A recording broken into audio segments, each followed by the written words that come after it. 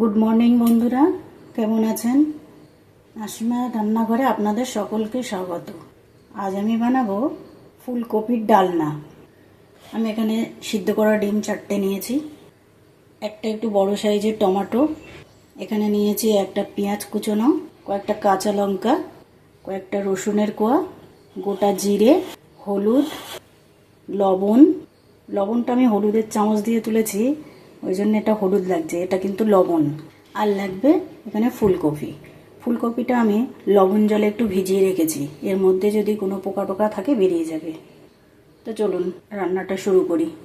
প্রথমে আমি গ্যাসটা জ্বালিয়ে কড়াই বসিয়ে দিয়েছি। কড়াইতে 1 চামচ সর্ষের তেল দিয়ে দিলাম। তেলটা গরম হয়ে যাওয়ার পর সিদ্ধ করে রাখা ডিমগুলো একটু হালকা লাল করে ভেজে নেব। এদিকে আমি একটা মিক্সিং বোলের মধ্যে পেঁয়াজ, কাঁচা লঙ্কা, রসুন আর জিরে,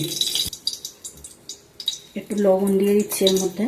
এবার এটা আমি ব্লেন্ডারে ব্লেন্ড করে নেব। এদিকে আমি গরম তেলের মধ্যে ডিমটা ভাজতে দিচ্ছি। অল্প একটু লবণ, সামান্য একটু হলুদ। ডিমটা লাল করে ভাজা হয়ে গেছে, তুলে রাখছি। এবার এই একই কড়াইতে 2 টেবিল চামচ তেল দিলাম, তেজপাতা ফোড়ন দিলাম, আর জিরে একটু রেখেছিলাম, সেই জিরেটাও দিলাম ফোড়নে। এবার আমি এই ফোড়নের মধ্যে দিয়ে দিচ্ছি সেই বেটে রাখা মশলাটা।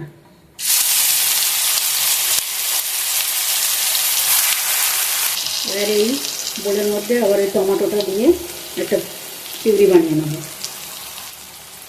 দিয়ে দিচ্ছি টমেটো পিউরিটা।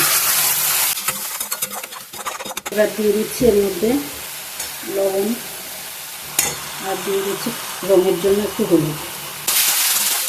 এটা অনেক কম তেল মশলায় রান্না হলেও খেতে খুব টেস্ট হয় এটা।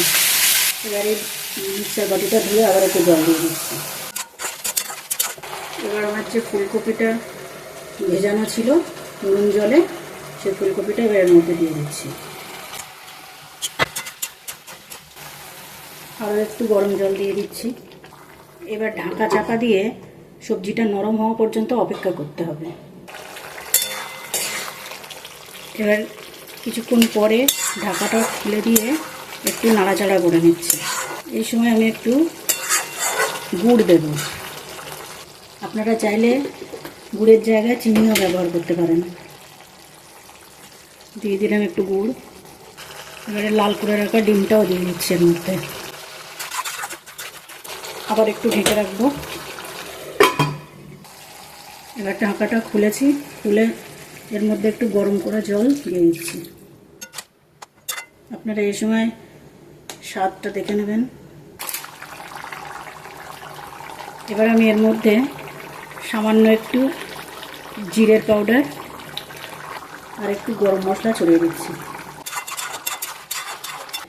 রান্নাটা আমার কমপ্লিট হয়ে গেছে। এবার আমি এটাকে পরিবেশন করা পাত্রের মধ্যে ঢেলে নেব।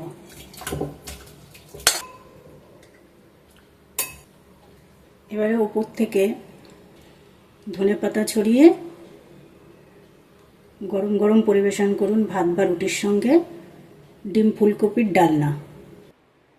উপর থেকে কিছুটা ফ্রেশ ধনেপাতা ছড়িয়ে দিচ্ছি।